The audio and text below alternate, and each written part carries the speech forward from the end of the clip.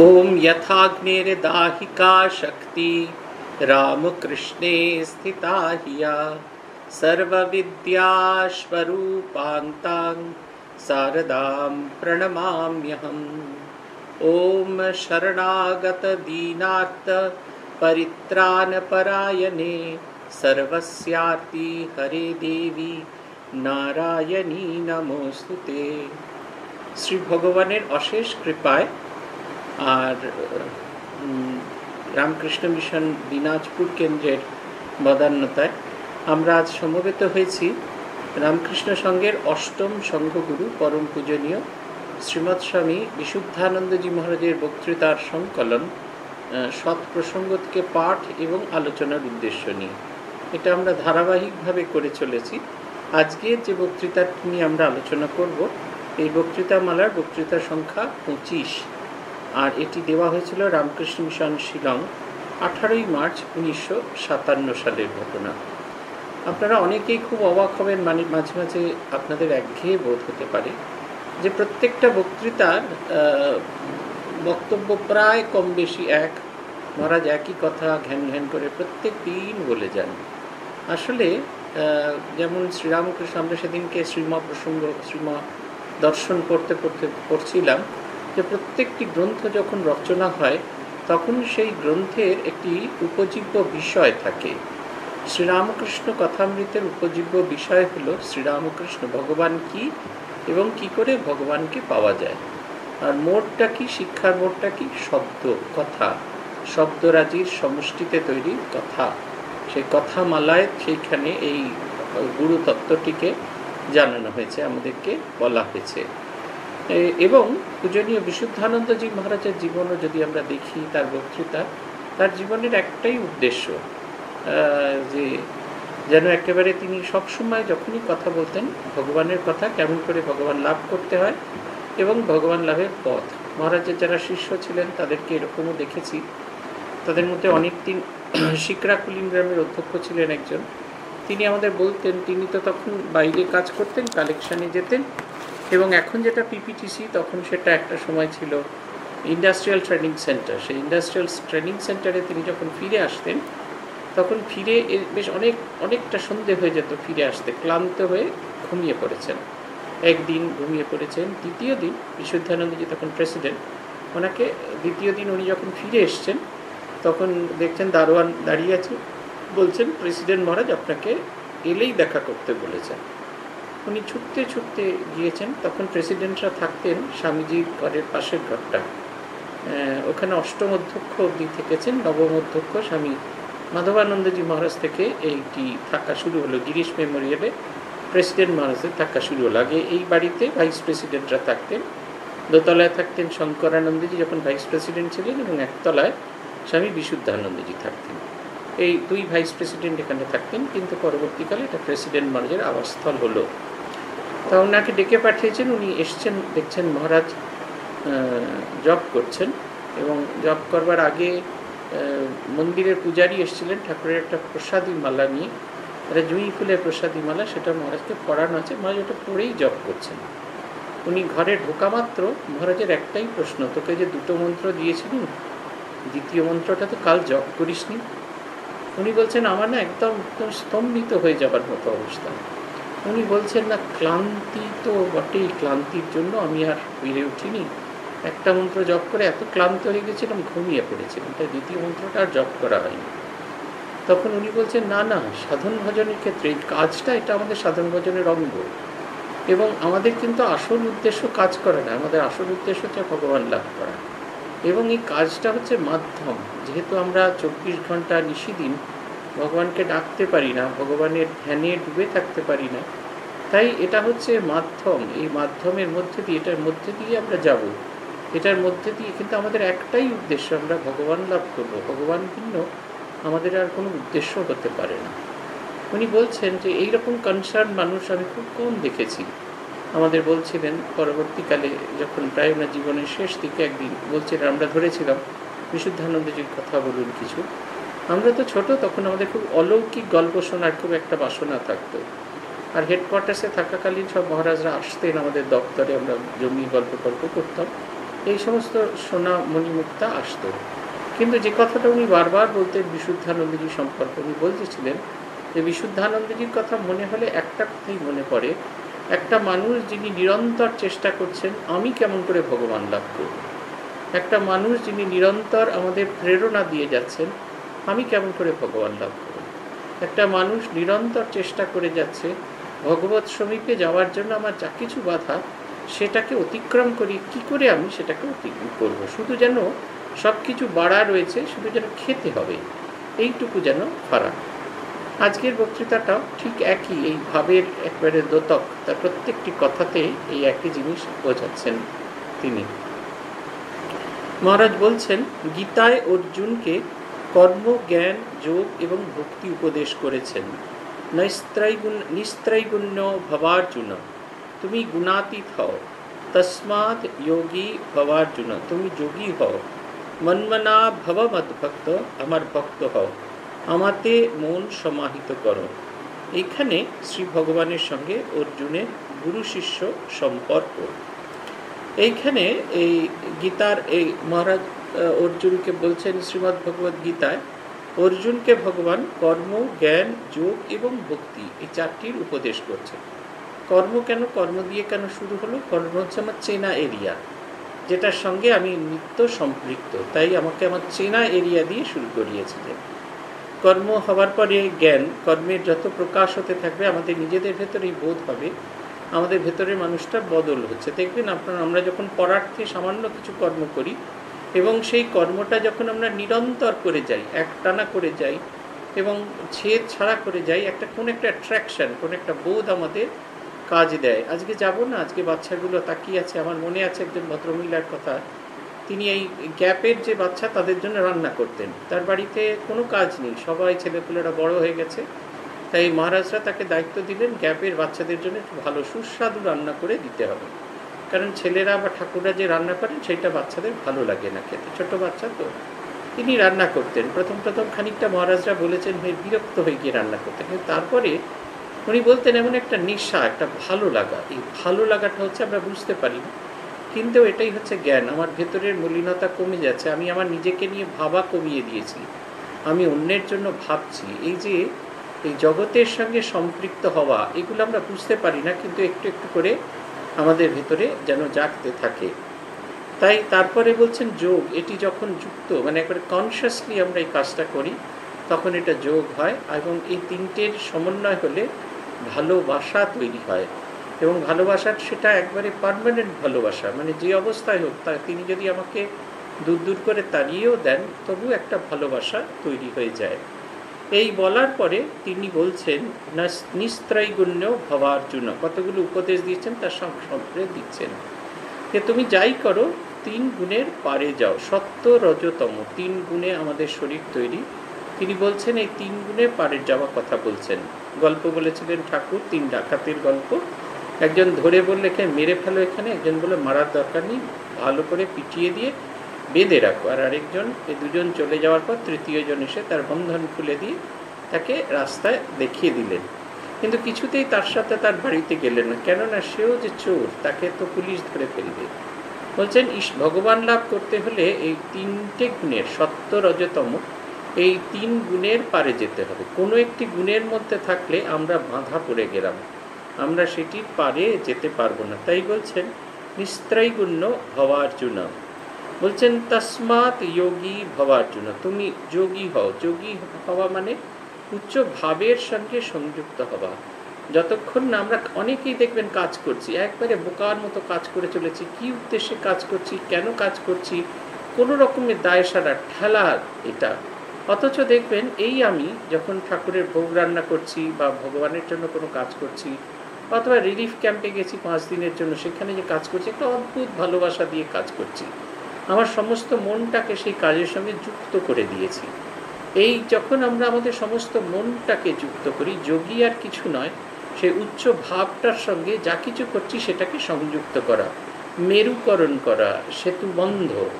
যোগ হচ্ছে সেতুবন্ধ করে ঈশ্বরের সাথে আমাদের নিত্যদিনের কাজে যে পথ দিয়ে আমরা তাকে যুক্ত করি সেটি হচ্ছে যোগ। আর বলছেন মন্মনা ভব মদ্ভক্ত, আমার ভক্ত হও, আমাতেই মন সমাহিত করো। এটা খানিকটা মনে হচ্ছে না যে একাল সেরে তিনি চাইছেন শুধুমাত্র তাকেই ভাবি।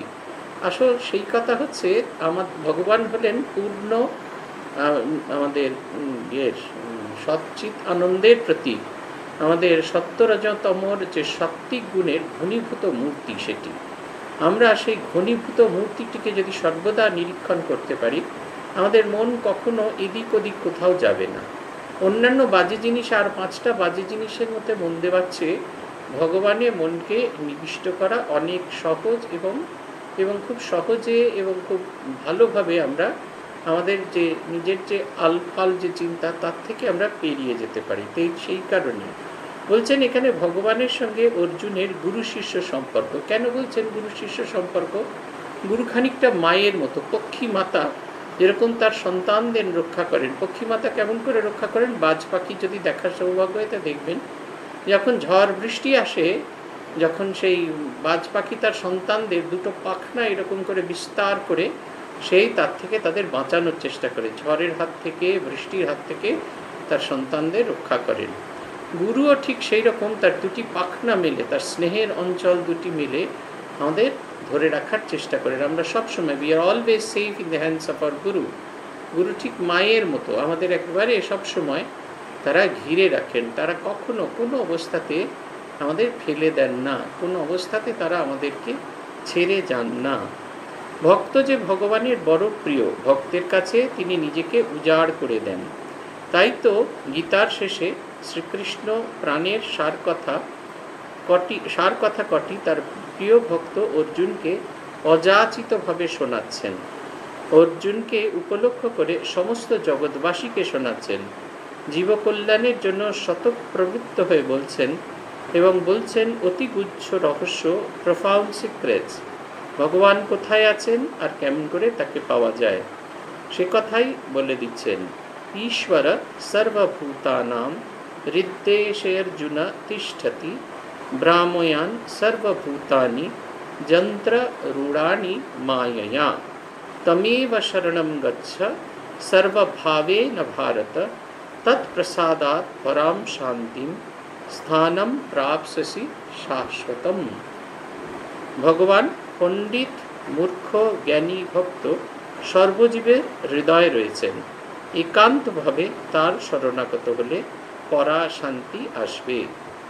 ভগবান আমাদের সবচেয়ে প্রিয় মানুষ, আমাদের দেখবেন উজাড় করে দেন। আমরা সামান্য একটু সাধন ভজন করলেই এটা কিন্তু সবাই অন্তরে বুঝতে পারি। আমাদের জীবনটাকে যদি আমরা একটা রেগুলেট করতে পারি, আমরা সবাই বুঝতে পারি ঈশ্বরের কৃপা আমরা অনুভব করছি। কেউ যদি বলে আমি বুঝতে পারি না, তার চেয়ে বড় মিথ্যাবাদী জগৎ সংসারে আর দুটো হয় না। ভগবানের পথে চলছে অথচ ভগবানের কৃপা অনুভব করছে না, এই কথা যদি কেউ বলে থাকে তাহলে বলতে হবে তার মতো জগৎ সংসারে এত বড় মিথ্যাবাদী আর কেউ হয় না। ভগবানের কৃপা সবসময় অনুভব করা যায়, শুধু আমরা চাই না বলে তার থেকে আমরা 500 হাত দূরে থাকি। আমরা চাই না, কিন্তু আমাদের জীবনটাকে যদি একটু রেগুলেট করতে পারি, আমাদের চাওয়াটাকে যদি ঈশ্বর কেন্দ্রিক করতে পারি, তাহলে দেখবেন ভগবানের কৃপা আমরা অনুভব করতে পারবো। উই ক্যান ফিল ইট, প্রতি মুহূর্তে আমরা অনুভব করতে পারবো। এবং যত অনুভব করব, যত ভাবতে থাকবো, তখন দেখবেন যে ভগবান ছাড়া এই জগৎ সংসারে আর সত্যি সত্যি দুটো কিচ্ছু নেই। সেই কারণে ভগবান যেন আমাদের উজাড় করে বলছেন। একেবারে অন্তিম অধ্যায়, অষ্টাদশ অধ্যায় মোক্ষ সন্ন্যাস যোগে ভগবান বলছেন, এটা 61 এবং 62 নম্বর শ্লোক থেকে নেওয়া।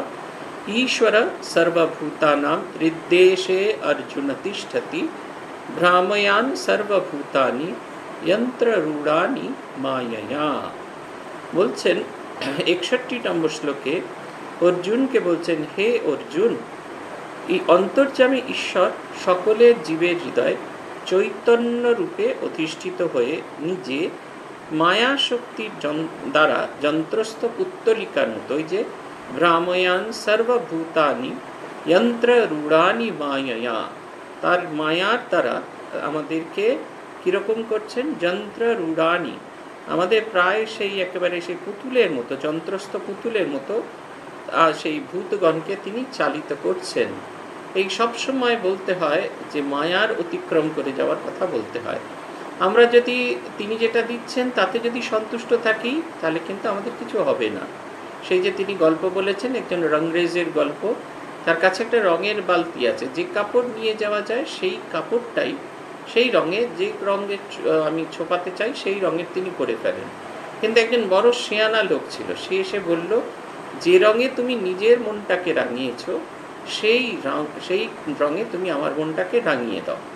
আপনার মনে হতেই পারে যে ওই একজনের কেন মনে হলো, আমাদের কেন মনে হলো না? তার কারণ হচ্ছে আমাদের তিনি তার মায়ার দ্বারা যন্ত্র পুত্তলিকার মতো করে রেখেছেন। সব সময় তিনি একটা মায়ার মধ্যে আবদ্ধ করে, শুধু আমরা কেন, বড় বড় মহাত্মাদের ঘোল খাইয়ে দিয়েছেন। ক্ষুদিরাম চট্টোপাধ্যায় এই ইয়েতে গিয়ে তিনি গিয়ে দেখলেন, গয়াধামে গিয়ে দর্শন করলেন, স্বয়ং ভগবান তার ঘরে আসবেন। ফিরে এসে শুনলেন তার স্ত্রী দর্শন করেছেন, শিবের গা থেকে জ্যোতি বলয় থেকে তার গর্ভের মধ্যে প্রবেশ করেছে এবং সেটা সন্তান সম্ভাবনার সমস্ত রকমের সম্ভাবনা দেখা দিয়েছে। শুধু সেইখানেই শেষ নয়, তার স্ত্রী নিত্য নানা রকমের তার দর্শন হচ্ছে, সেগুলো তিনি অনুভব করছেন এবং তিনি বুঝতে পারছেন স্বয়ং সেই পূর্ণ ব্রহ্ম নারায়ণ তার পরিবারে সন্তান হিসেবে জন্মগ্রহণ করবে। এমনকি জন্মগ্রহণ করার পরে ধনী কামারিনী যখন তাকে নিয়ে তার কাছে ছোট্ট শিশুটাকে নিয়ে এলেন, তিনি আগে হাত পা ভালো করে লক্ষ্য করছেন, পায়ের তলায় আছে কিনা নারায়ণের চক্র আছে কিনা, ইয়ে আছে কিনা, গদা আছে কিনা, এইসব চিহ্ন আছে কিনা সব দেখে নিলেন। তারপর আচমকা বাচ্চাটার মুখের দিকে তাকালেন, অপূর্ব সেই হাসি। সেই হাসি দেখা মাত্র তার ভেতরে এমন বাৎসল্য রাজ জাগলো, ভুলেই গেলেন তিনি সেই বাচ্চাটাকে নিয়ে খেলছেন, সেই বাচ্চাটাকে নিয়ে আনন্দ করছেন। শুধু তাই নয়, বর্ণনা আছে যে ওই আঁতুর ঘর থেকে যেই মুহূর্তে বাচ্চা বেরিয়ে এলো, যতক্ষণ না আঁতুর ঘরে ছিলেন ততক্ষণ ঘন্টার পর ঘন্টা আমাদের ক্ষুদিরাম চট্টোপাধ্যায় সেই দরজার কাছে দাঁড়িয়ে দাঁড়িয়ে ছোট্ট শিশুকে অবলোকন করছেন। শুধু তাই নয়, বাচ্চা যখন বাড়িতে চলে এলো তখন সেই খাটেতে তিনি সব কিছু ভুলে গেলেন, সেই খাটেতেই তার দিকে তাকিয়ে আছেন। অদ্ভুত, ভগবান আমাদের এমনি করে মায়ায় আবদ্ধ করে রাখেন। তিনি দেখতে চান যে আমরা পেরিয়ে যেতে চাই কি না, আমরা এই অবস্থার থেকে অন্য উন্নততর অবস্থা চাই কি না। এবং যখনই উন্নত অবস্থা চাই তখন আমরা বলি, ওই যে তুমি যে রঙে তোমার কাপড়টা রাঙিয়েছ আমাকেও সেই রঙে রাঙিয়ে দাও।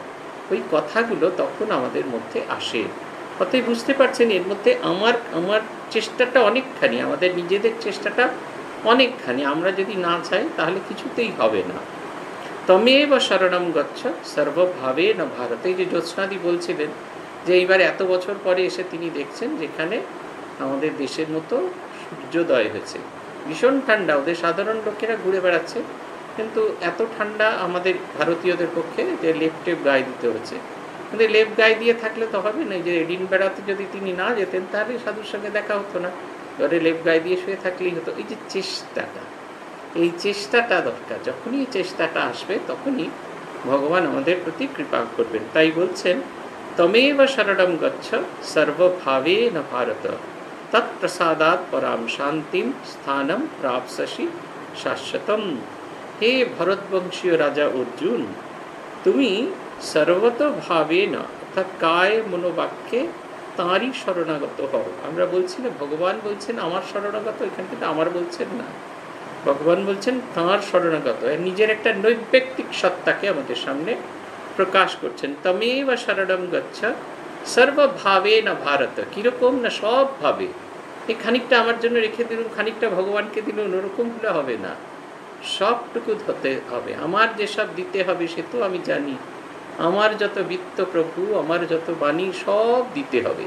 আমাদের গান শেখানোর সময় মেনকা ঠাকুর বলতেন, তুই সবটা তালবস্যার মতো উচ্চারণ করিস না, কিন্তু এমনভাবে সব শব্দটা উচ্চারণ করতে হবে গানের সময় যেন তুই ভেতর থেকে ফিল করতে পারিস তুই তোর সমস্ত ভেতরটুকু দিতে রাজি আছিস, you are ready to offer everything. কিন্তু তিনি দয়া করে নিলেই হতো, কিন্তু তোর তরফ থেকে যেন এই দেওয়াটা যেন সব হয়। আমায় যেসব দিতে হবে সে তো আমি জানি, আমার যত বিত্ত প্রভু, আমার যত বাণী, সব দিতে হবে। এই সব দিতে পারাটা সর্বভাবে না ভারত তৎপ্রসাদাৎ পরাম শান্তি স্থানম প্রাপ্স্যসি শাশ্বতম। তাহলে কি হবে? যদি আমি সবটুকু দিতে পারি তাহলে কি হবে?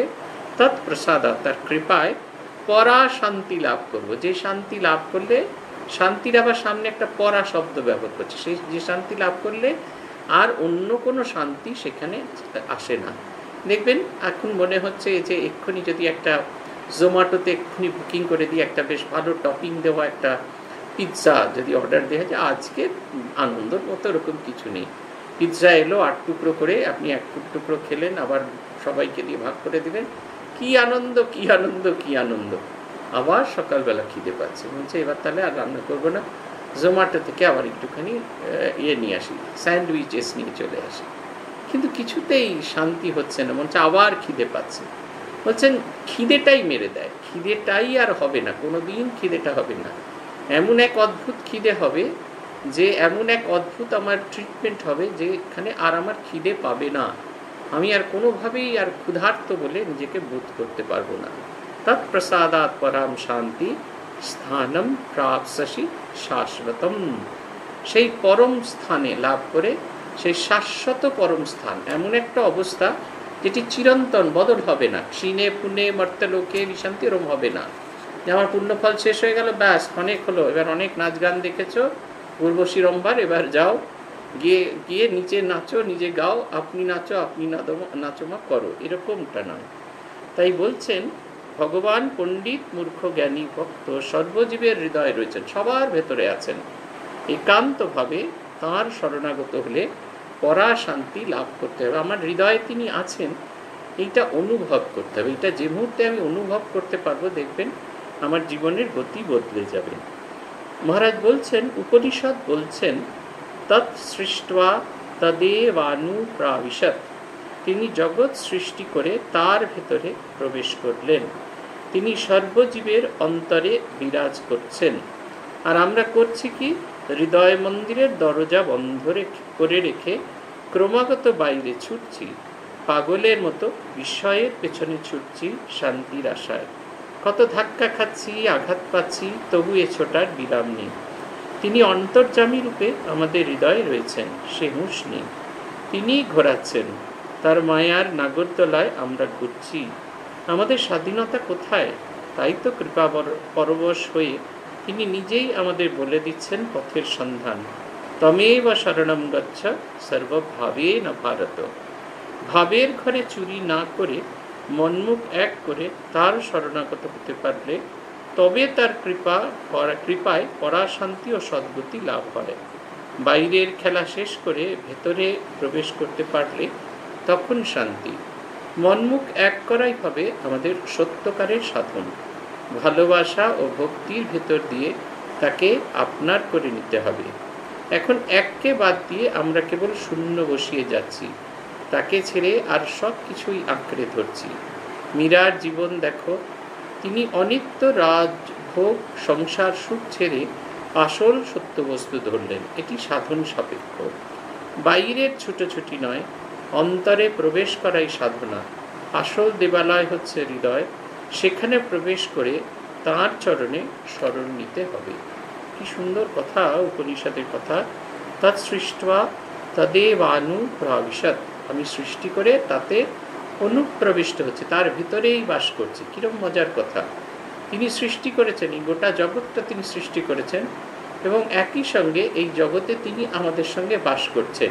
কোনো অবস্থাতে তিনি আমাদের ছেড়ে নেই, কোনো অবস্থাতে তিনি আমাদের বাইরে নেই, আমাদের সঙ্গে তিনি আছেন। কোনো অবস্থাতে তিনি আমাদের ছেড়ে দিচ্ছেন, আমরা বুঝি বা না বুঝি। সেই মধুসূদন দাদার গল্প আছে না, ছোট্ট শিশু, মা বলে দিয়েছে যখনই জঙ্গলের মধ্যে ভয় করবে তখনই মনে করবে মধুসূদন দাদা আছে। বাচ্চা ছেলের ভয় করছে, ডাকছে, ও মধুসূদন দাদা তুমি কোথায়? মা যে বলেছেন যে তোমাকে ডাকলেই তোমাকে পাওয়া যাবে।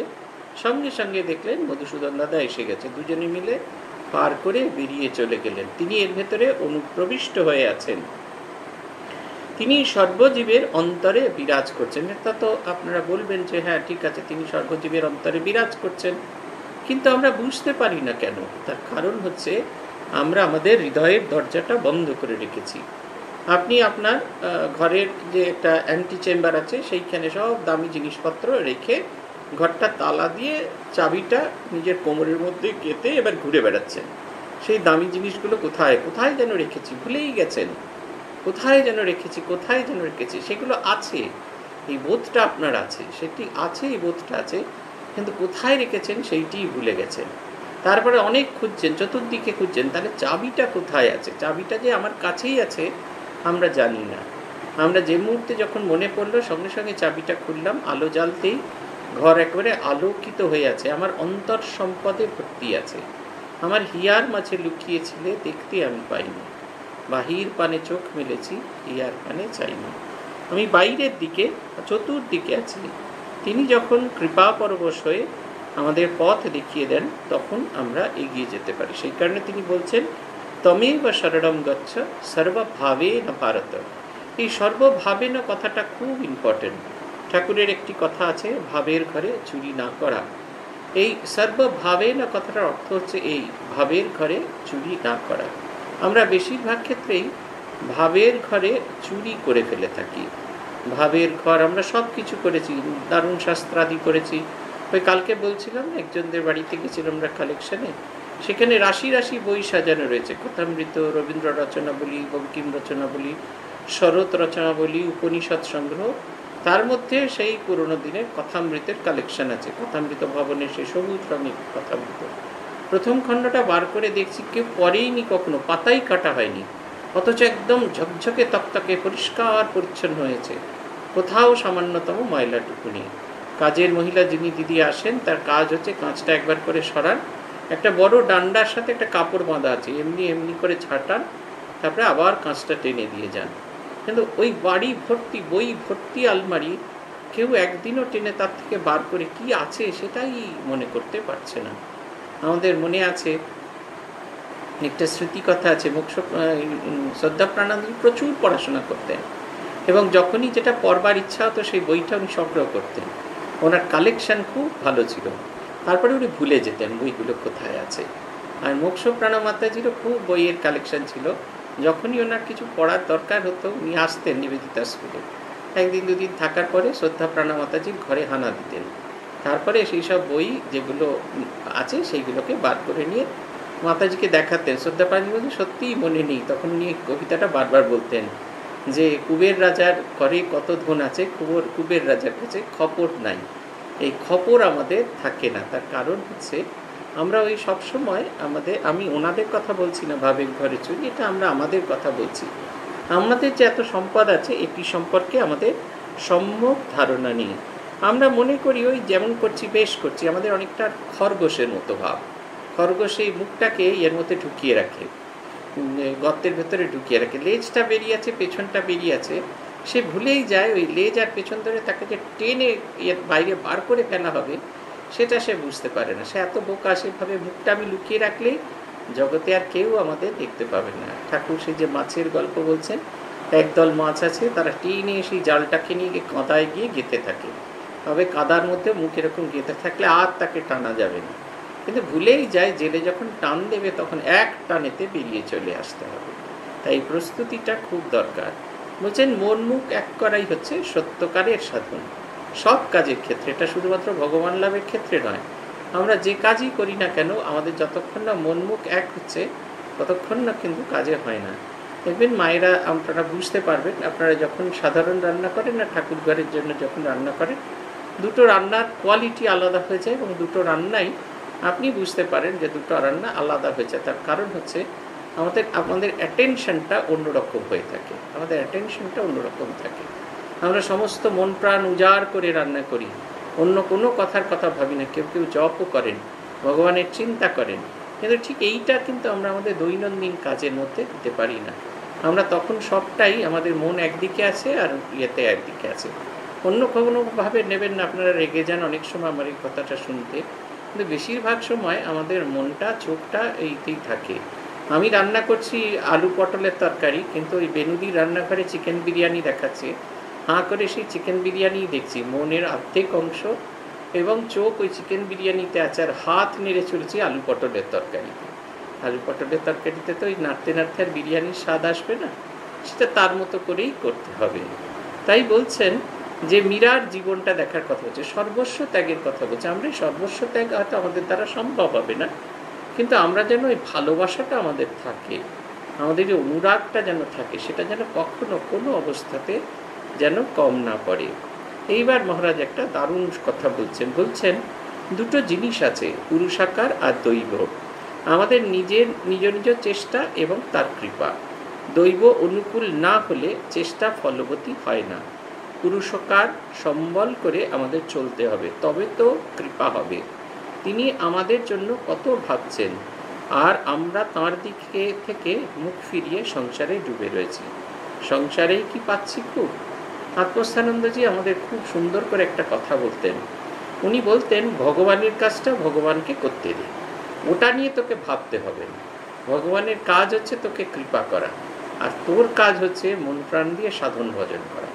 তুই যদি ভাবিস কখন সাধন ভজন করবো আর কেমন করে তার কৃপা পাবো, তাহলে কিন্তু হবে না। ভগবানের কাজটা, ভগবানের ডিউটিটা ভগবানকে ছেড়ে দিয়ে তার এলাকার মধ্যে নাক গলানোর চেষ্টা করিস না। তোর কাজ হচ্ছে মন প্রাণ উজাড় করে সাধন ভজন করা, এবং মন প্রাণ উজাড় করে সাধন ভজন করলে তার কৃপা হবেই হবে। এই পুরুষকার এটা আমাদের হাতের মধ্যে আছে। আমরা পারি যে সাধন ভজন করে ভগবানের দিকে এগিয়ে যাওয়ার যে অধিকার, এটা আমাদের ভেতরে আছে। এটা আমাদের কাছ থেকে কেউ কেড়ে নিতে পারে না। কেউ যদি বলে যে আমি সাধন ভজন করতে পারি না, তাহলে তার চেয়ে বড় বোকা বা তার চেয়ে বড় মিথ্যাবাদী জগৎ সংসারে কিছু হয় না। আমরা সব কাজ করতে পারি, শুধু সাধন ভজনে আমাদের খুব নিষ্ঠা নেই। আমরা মনে করি যদি বিছানায় বসে জপ ধ্যান করি তাহলে আমার তো জপ ধ্যান অ্যাকসেপ্টেড হবে না। পূজনীয় ভূতেশানন্দজি মহারাজকে একজন ভদ্রমহিলা এসে বলেছিলেন, তিনি নিজেতে বসে জপ ধ্যান করতে পারছেন না, তার হাঁটুতে কিছু সমস্যা হয়েছে। মহারাজকে বলছিলেন, আমার খুব কষ্ট হয় মেঝেতে বসে জপ ধ্যান করতে, যতক্ষণ জপ ধ্যান করি মন হাঁটুতেই পড়ে থাকে এবং খুব যন্ত্রণায়। মহারাজ বললেন, কেন তুমি চেয়ারে বসে জপ ধ্যান করবে। তারপর একটা দারুণ কথা বলছেন, সুখাসন জানো তো, যে আসনে বসে সুখ হয়, তোমার যদি পা ঝুলিয়ে বসে সুখ হয় সেটাই তোমার সুখাসন, আর কারো যদি পা মুড়ে বসে সুখ হয় তাহলে সেটাই তার সুখাসন। এইটা কিন্তু খুব পরিষ্কার করে আমাদের বুঝতে হবে যে কেমন। মহারাজ বারবার বলতেন, কীভাবে জপ করছো সেটা বড় কথা নয়, কেমনভাবে জপ করছো, জপের কোয়ালিটিটা কীরকম, সেইটার ওপর খুব জোর দিতে বলতেন। তাই বলছেন দুটো জিনিস আছে, একটা হচ্ছে পুরুষকার আর একটা দৈব। তিনি আমায় কৃপা করবেন কি করবেন না, এটা তার এলাকার ব্যাপার। আমার কাজ হচ্ছে মন প্রাণ দিয়ে সাধন ভজন করে যাওয়া। তিনি সেই ঠাকুর উদাহরণ দিচ্ছেন খানদানি চাষার মতো। খানদানি চাষা বৃষ্টি হোক আর শুকা হোক, সে কখনো চাষ করতে খামতি করে না, সে কখনো থামে না, সে কখনো ভাবে না যথেষ্ট বৃষ্টি হয়নি, আমি এবছর চাষাবাদ করব না। সে কিন্তু ঠিক সময়ে সেই লাঙল নিয়ে বেরিয়ে পড়ে, চাষ করে, সমস্ত কিছু করে। অনেক বছর পূর্বের একটি কথা মনে পড়ছে। একজন মহারানী বেলুড় মঠে এলেন। মন্দিরে ঠাকুরকে দর্শন করে তিনি একজন পুরনো সাধুর সঙ্গে কথা বলতে চাইলেন। তাকে আমার কাছে নিয়ে এলো। তিনি ঘরে এসে হাত জোর করে কাঁদতে কাঁদতে বললেন, সংসারে ভীষণ অশান্তি, জ্বলে পুড়ে মরছি মহারাজ, আপনি আমায় বলে দিন কিভাবে শান্তি লাভ হবে। তার অবস্থা দেখে আমারও চোখে জল এলো। ভাবলুম, এই তো ভোগের পরিণাম। সংসারী মানুষ ভোগের জন্য এত লালায়িত, এরই ভেতর তারা শান্তি খুঁজছে। মহারানী একটু স্থির হলে আমি বললাম, শান্তির উপায় আছে মা, তুমি কি তা পারবে? প্রাসাদের ভোগৈশ্বর্যের মধ্যে থেকে তা হবে না, ও তোমাকে ছাড়তে হবে। তাকে ঠাকুরের কিছু উপদেশ শুনিয়ে বললুম, মনটিকে বিষয় থেকে তুলে নিয়ে তাকে দিতে হবে, তাকে ভালোবাসতে হবে, আপনার করে নিতে হবে। যদি তার জন্য ব্যাকুল হয়ে কাঁদতে পারো, তিনি নিশ্চয়ই তোমাকে শান্তি দিবেন। এছাড়া শান্তির আর কোনো উপায় নেই মা। আমরা ভোগের ভেতরেই থাকতে হবে, কিন্তু আমরা কেমন করে থাকবো এ বিষয়ে ঠাকুরের এই উপদেশটা আমার কাছে খুব আকর্ষণীয় বলে বোধ হয়। সেটা হচ্ছে এই, ঠাকুর বলছেন যে সংসারের এই নৌকা জলের ভেতর থাকুক, কিন্তু জল যেন নৌকার ভেতরে না প্রবেশ করে। সংসারের ভেতর থাকুক, কিন্তু সংসার যেন তার ভেতরে কখনো প্রবেশ না করে। নৌকা যদি থাকতে হয়, নৌকাকে যদি বেঁচে থাকতে হয়, যদি মিউজিয়ামের বস্তু না হয়ে থাকতে হয়, তাহলে নৌকাকে জলের মধ্যেই থাকতে হবে, জল ছাড়া নৌকা থাকবে না। আর নৌকা চলতে গেলে খানিকটা জল নৌকার ভেতরে প্রবেশ করার প্রয়োজন আছে, নাহলে নৌকার ভেতরে কোনো ব্যালেন্স থাকবে না। ডিসব্যালেন্সড হয়ে যাবে নৌকা। তাই বলছেন কিন্তু যদি জল ক্রমাগত নৌকার ভেতরে প্রবেশ করে নৌকাটা একটা সময় ডুবে যাবে। ঠিক সেই রকম ভগবান আমাদের সংসারই করেছেন, আমাদের সংসারের ভেতরেই থাকতে হবে, সংসার থেকে পালানোর উপায় নেই। যারা সংসার থেকে পালিয়ে আসা, আত্মস্থানজি কথাটা খুব বলতেন যারা সংসারের দায়কে এড়িয়ে পালানোর জন্য সাধু হতে আসে, সন্ন্যাস জীবনে আসে, তারা সন্ন্যাস জীবনের দায়কেও এড়িয়ে সন্ন্যাস জীবন থেকে পালিয়ে যাবে। এই কথা কিন্তু খুব সত্য। উনি মানুষ চিনতেন তো, যাদের সম্পর্কে উনি এই কথা বলেছেন তাদের জন্যই এই কথা ভীষণ ভীষণ ভীষণ রকমের সত্য বলে প্রমাণিত হয়েছে, আমরা নিজের চোখে দেখেছি। সেটা অন্য কথা, কিন্তু আমাদের সংসারে থাকতেই হবে। এই শ্রীরামকৃষ্ণ পুথিকার অক্ষয় কুমার সেন তার পুঁথিতে একটি ভারী সুন্দর প্রার্থনা, অনেক প্রার্থনা আছে, ছোট ছোট প্রার্থনা, তার মধ্যে একটি প্রার্থনা আছে। উনি বলছেন, তুমি আমায় সংসারী করেছো, আমার তাতে কোনো আপত্তি নেই, কিন্তু তুমি আমায় সংসারী সাজিয়ে রেখো, সংসারী করো না। তুমি আমায় সংসারে রেখেছো, আমার তাতে কোনো আপত্তি নেই, আমি যেন সংসারে সাজানো ফুলদানির মতো থাকতে পারি। সংসার থেকে ছেড়েও পালাতে পারি না, আমি তাদের তো ছেড়ে যেতে পারছি না, কিন্তু আমাকে সংসারই করে দিও না, আমাকে সংসারের মধ্যে ডুবিয়ে দিও না। তুমি যদি আমায় ডুবিয়ে দাও, তুমি যদি আমার হাতটা ছেড়ে দাও, তাহলে কোনো অবস্থাতেই কিছুতেই আমি ইয়েতে থাকতে পারবো না, আমি হারিয়ে যাব, নিজে একবারে সম্পূর্ণ হারিয়ে যাব। এই বোধটা যেন তিনি আমাদের ভেতরে ভীষণভাবে জাগিয়ে দেবার চেষ্টা করছেন। তাই তিনি বলছেন, সেই সংসারী সেই মহারানীকে বলছেন, সংসারে ভীষণ অশান্তি। মহারানী বলেছেন, জ্বলে পুড়ছি মহারাজ। আমরা এটা সহজে বুঝতে পারি না, কিন্তু যখন বুঝতে পারি তখন কিন্তু আর আমাদের ফিরে আসার কোনো পথ থাকে না। নো লুকিং ব্যাক, আমরা কোনোভাবে আর পিছিয়ে যাওয়ার ভাবনা চিন্তাতে করতে পারি না। তিনি বলছেন, মনটাকে বিষয় থেকে তুলে নিয়ে তাকে দিতে হবে, তাকে ভালোবাসতে হবে, আপনার করে নিতে হবে, একটু একটু করে ছাড়তে হয়। পরবর্তী জেনারেশন যারা আসছে তাদের হাতে একটু একটু করে সংসার ছাড়তে হয়। আমরা মনে করি না না না, তার দ্বারা কিছুতেই হবে না। এই প্রত্যেকবার ভাব প্রচার পরিষদের মিটিংয়ে যাই এবং এই কথাটা আমরা সমস্ত মানুষজন যারা সেক্রেটারি দীর্ঘদিন ধরে তাদেরকে বলি। আমার মনে আছে নরেন্দ্রপুরে যখন প্রথম এলাম, তখন নামখানা থেকে আমাদের একটা ক্লাব আছে, সেইখান থেকে নামখানা থেকে একজন ভদ্রলোক এলেন। আমি দেখছিলাম তাদের লিস্টটা, তাদের যিনি সেক্রেটারি তিনি একজন মহিলা, কিন্তু প্রেসিডেন্ট এসছেন। ওরা বললেন ইনি দীর্ঘদিন সেক্রেটারি ছিলেন। তা আমি জিজ্ঞেস করলাম যে আপনাদের সেক্রেটারি আসেননি কেন, উনি তো দেখা করার কথা আমার সাথে। উনি বললেন, না না, মেয়ে ছেলে তো, প্রথম কথা মেয়ে ছেলে তো, ওই ট্রেন ট্রেনে উঠতে হবে, শরীর টরীর ভালো থাকে না, সেই কারণে আসে না। তাই ভাবলাম তাহলে এরকম লোককে কেন সেক্রেটারি করেছেন। তার ঠিক দিন 15 বাদে আমরা কাকদ্বীপে একটা মিটিংয়ে গেছিলাম, তাতে নামখানা থেকে ওরা এসেছিলেন। একজন ভদ্রমহিলায় দেখছি খুব চটপট করে কাজ করছেন, কি সুন্দর নোট নিচ্ছেন। আমি জিজ্ঞাসা করলাম, আপনার কি পরিচয়, আপনি কি করেন? তখন জানলাম যে নামখানার ওই আশ্রমের উনি সেক্রেটারি। কারণ আপনার যে সেক্রেটারি বললেন, প্রেসিডেন্ট বললেন, আপনি খুব অসুস্থ আছেন। বলছেন উনি কিছুতেই, এতদিন সেক্রেটারি ছিলেন, উনি প্রেসিডেন্ট হয়েছেন নিয়ম অনুযায়ী, কিন্তু উনি কিছুতেই কাজ ছাড়তে চান না এবং এই জন্য ওনার সাথে আমাদের ভীষণ রকমের এবং চতুর্দিকে উনি প্রচার করে বেড়ান, মেয়ে ছেলে ভীষণ অসুস্থ, তারা কোনো কাজ করা সম্ভব নয়। এরপরে যেদিনকে আমি গেলাম সেদিনকে আমি তো খুব ভালো বেহালা বাজাতে পারি, খুব ভালো করে যখন চলে যাচ্ছি গাড়িতে উঠেছি, অনেক লোক আছে, তারই মাঝখানে খুব মিষ্টি করে বললাম, আপনি যদি না ছাড়েন তাহলে প্রকৃতি আপনাকে জোর করে ছাড়বে। পূজনীয় প্রভু মহারাজের কাছে প্রশ্নোত্তরের আসলে একটা প্রশ্ন এসেছিল। একজন ব্রহ্মচারী বলেছিলেন যে অনেক সময় কাজ করতে গিয়ে দেখি কেউ কেউ একবারে হাম্বি করে সেই কাজটা আমার থেকে কেড়ে নেবার চেষ্টা করেন। সে আমাকে সাহায্য করতে এসে আমারই কাছ থেকে পুরো কাজটা হাইজ্যাক করে নেন। এমতো অবস্থায় আমি কি করব? প্রভু মহারাজ উত্তর দিয়েছিলেন যে তাকে করতে দেবে, let him allow to work. কথাটা পুরোটা এরকমভাবে ইংরেজিতে আছে, let him allow to work. If he is eligible he will stick to it, if he is not eligible nature will bound him to leave the work. Okay কাজটা করতে দাও, ঠিক আছে, ও যদি লাফিয়ে ঝাঁপিয়ে তোমার কাজ করে, ও যদি এর যোগ্য হয় টিকে থাকবে, আর যদি যোগ্য না হয় তাহলে প্রকৃতি তাকে বাধ্য করবে এই কাজটা ছেড়ে দিতে। আমরা বেশিরভাগ ক্ষেত্রে ভাব প্রচার পরিষদের আশ্রমে দেখেছি, যখন অল্প বয়সী ছেলেরা আসে কাজকর্ম করতে, তখন কিছুতেই আমরা তাদের ছাড়তে পারি না, এবং ছাড়তে পারি না বলে সেই ছেলেগুলো আস্তে আস্তে এক দুদিন আস্তে আস্তে, সবাই তো আমরা ক্ষমতা চাই, এক দুদিন আস্তে আস্তে তারা চলে যায়। তারপরে আর এই মানুষজনদের দেখার কেউ নেই। তখন ঠাকুরের নাকের গোড়ায় কে ধূপ ঘোরাবে, কে দ্বীপ ঘোরাবে, তাতেই দম বেরিয়ে যায়। আমরা দুজনকে দেখেছিলাম ঝামাপুকুর রাজবাড়ির যে আশ্রম আছে সেখানে, পারুলদি এবং উমাদি। তাদের অনবদ্য সেবা, সে সেবার কোনো তুলনা হয় না, ঝড় জল বৃষ্টি তুফান সব কিছু উপেক্ষা করে। কিন্তু তাদের বয়স হয়ে যাচ্ছিল, কিন্তু পরবর্তী প্রজন্মকে তিনি কিছুতেই করতে দিচ্ছিলেন না। তারপরে যখন পরবর্তী প্রজন্মকে হাতে দায়িত্ব দিয়ে দিলেন, তখন কিন্তু তারা দেখতে পেলেন যে এরা কত ভালো কাজ করে, তারা সম্মান দেখিয়ে এই সমস্ত কাজগুলো করতেন।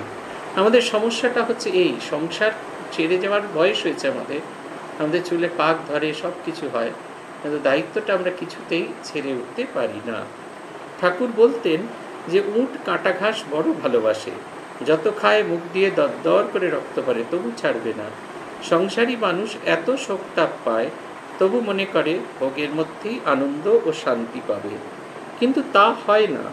মামেকম শরণম ভজ, তাঁর শরণ নিতে হবে। কেউ কেউ ভাবে আগে শুদ্ধচিত্ত হয়নি, তারপর তাকে ডাকবো। এইরকম ভাবলে আর ডাকা হয় না। যে যে অবস্থায় আছো সেখান থেকেই তাকে জড়িয়ে ধরো, সংসারের কাজকর্মের মধ্যেও তাকে স্মরণ মনন করে চলো। গীতায় বলছেন, তস্মাৎ সর্বেষু কালেষু মামনুস্মর যুদ্ধচা। সর্বক্ষণ আমাকে স্মরণ করে যুদ্ধ করার কথা বলছেন। আমাকে স্মরণ করো, শুধু আপদকালের কিংবা ধরাবাঁধার সময়ে নয়। আমরা বহু সময়ের ক্ষেত্রে যেটা হয়ে থাকি, আমরা আপদকালে যখন বিপদে পড়ি তখনই একমাত্র ভগবানকে স্মরণ মনন করার চেষ্টা করি।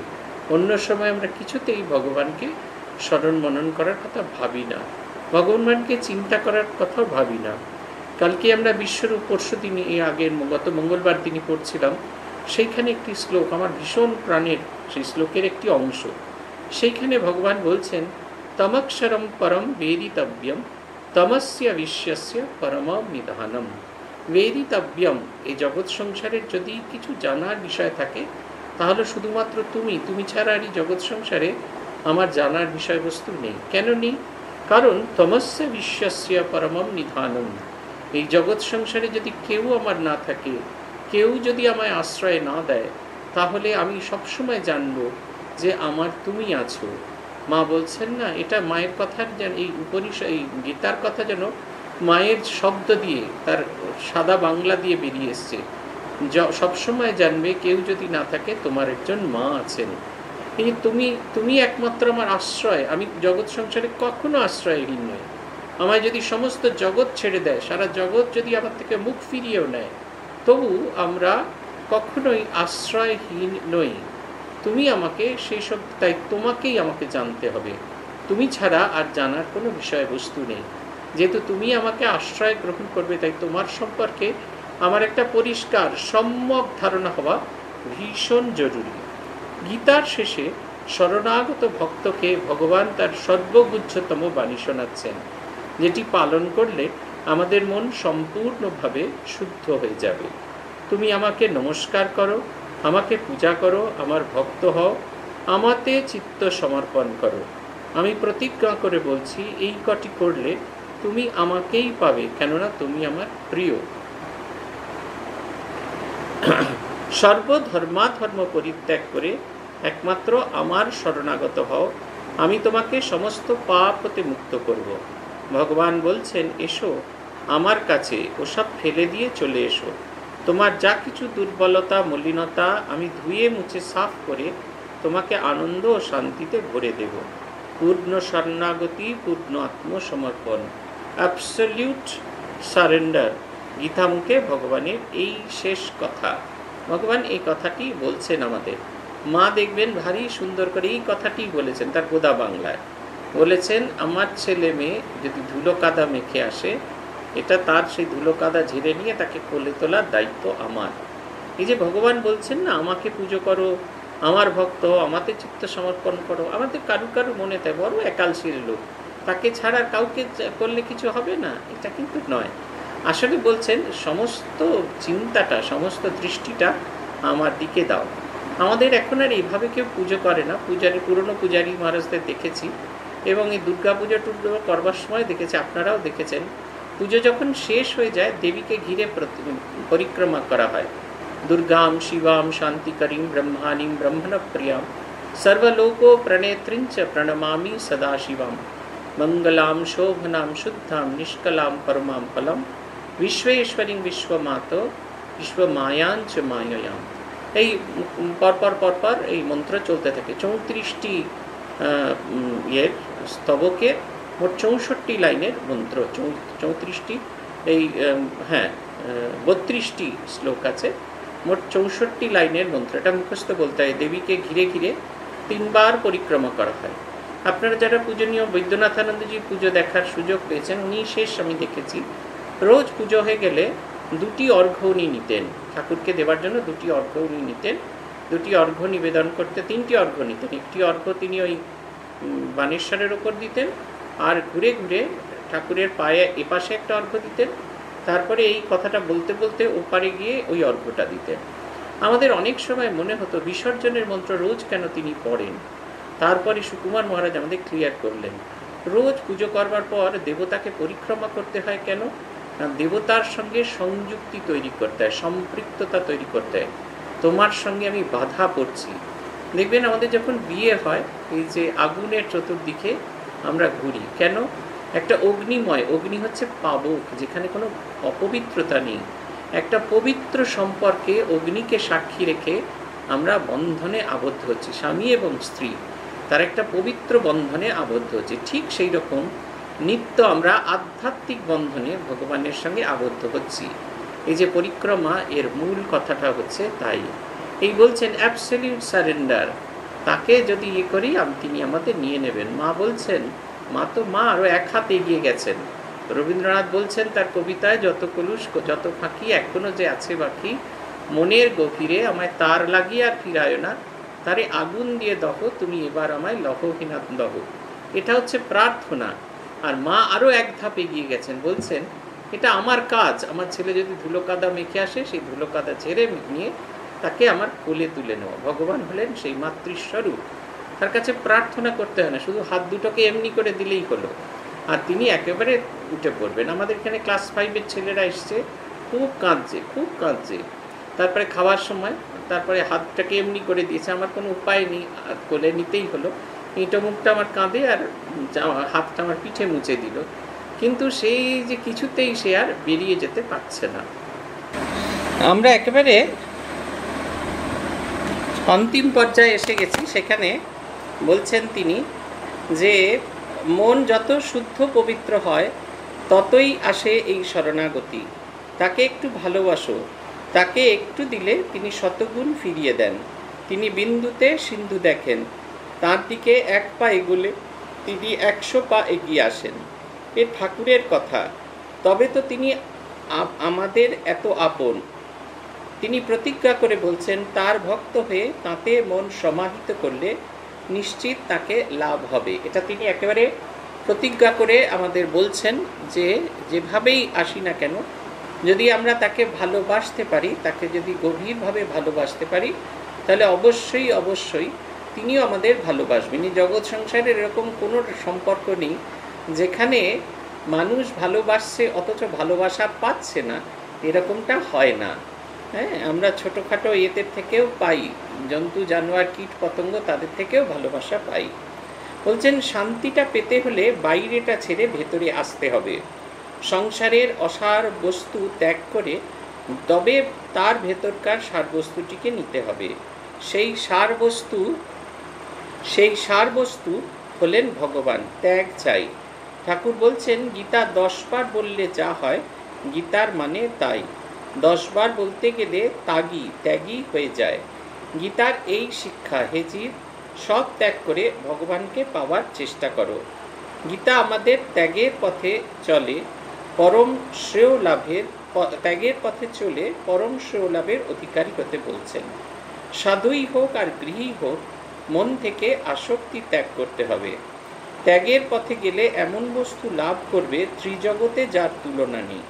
তখন মনের এমন একটা অবস্থা হবে, জগতের সবচেয়ে বড় দুঃখ আর বিচলিত করতে পারবে না। সে অবস্থা লাভই আসল শান্তি। আমি বলছি না যে আপনাদের জীবনে প্রচণ্ড দুঃখ আসবে, ভগবানকে পেলে হয় না, কিন্তু এটা আমি নিজের চোখে দেখেছি। এই দুর্গাপুরে একটি আছে রামকৃষ্ণ ভাবানুরাগী বোধহয় একটি আশ্রম আছে, স্বামীজি এবং ঠাকুরমা স্বামীজির ভাবের দেশ। এখানে খুব যে একবারে ঝিংচাক বৃদ্ধাশ্রম তা নয়। সেখানে একজনের সঙ্গে আমার পরিচয় আছে, যাকে আমি অনেক ছোট থেকে চিনি। তিনি তার একমাত্র কন্যাকে হারিয়েছিলেন, একমাত্র পুত্র সন্তানকে। কন্যা মারা গেছিলেন, পুত্র সন্তান নিখোঁজ হয়ে গেছিল সারা জীবনের মতো। সে মারা গেছে না বেঁচে আছে তিনি কখনো আসেননি। তিনি ফিরে এসে তার একমাত্র দৌহিত্রীকে মানুষ করেছিলেন। সে বড় হয়ে যাওয়ার পর সে তাকে ত্যাগ করেছিল। জগৎ সংসারের সবাই তাকে ত্যাগ করেছে, তার স্বামীও একটা সময় চলে গেলেন। কিন্তু তার ভেতরে আমি যখন দুর্গাপুরে বক্তৃতা দিতে গেছিলাম, তার সঙ্গে আমি দেখাও করতে গেছিলাম, ফোনে মাঝে মাঝে কথা হতো, কিন্তু দেখাও করতে গিয়েছি। তিনি এমনভাবে ভগবানকে আঁকড়ে ধরে আছেন, এই জগৎ সংসারে এই যে হারিয়ে যাওয়া, না পাওয়ার যে দুঃখ, এগুলো তাকে কখনো কোনো অবস্থাতে ছোঁয় না। আমার এটা ভীষণ রকমের, তাকে যত দেখি তত আমার এই বিশ্বাসটা নিজের মনের ভেতরে ভীষণ রকম জেগে গেছে যে মায়ের কথাটা কোনো অবস্থাতেই মিথ্যা নয়। জগতে সবাই ছেড়ে চলে গেল, তুমি সবসময় জানবে তোমার একজন মা আছে। ভগবান ছাড়া আমরা কখনো কোনো অবস্থাতেই নিরাশ্রয় নই। তাই যদি খুঁজতে হয়, যদি পেতেই হয়, ভগবানকে আশ্রয় করা, ভগবানকে আঁকড়ে ধরাটাই সবচেয়ে বুদ্ধিমানের কাজ হবে। শ্রী ভগবান আমাদের মতিকে সেই দিকে পরিচালিত করুক, আমরা যেন সত্যি সত্যি ভগবতমুখী হয়ে উঠতে পারি। এইটা ভগবানের কাছে প্রার্থনা জানিয়ে আজকের মতো শেষ করছি। আগামী সপ্তাহে হয়তো আপনাদের সঙ্গে দেখা হবে না, তার কারণ এই সময়টা আমি কলকাতাতে থাকবো এবং সন্ধ্যাবেলা আমার ক্লাস থাকবে। পূজনীয় বিভাত্মানন্দজি অন্য কিছু একটা অ্যারেঞ্জমেন্ট করবেন আগামী সপ্তাহে, কিন্তু আবার আপনাদের সঙ্গে আমার দেখা হবে। আজকে এইখানেই আমরা থামি। ওম প্রণতানাম প্রসীদত্বম দেবী বিশ্বর্তিহারিণী ত্রৈলোক্য বাসিনা মিড্ডে লোকানাম বরদা ভব। ওম শান্তি, ওম শান্তি, ওম শান্তি। হরি ওম তৎসৎ। শ্রীরামকৃষ্ণার্পণমস্তু।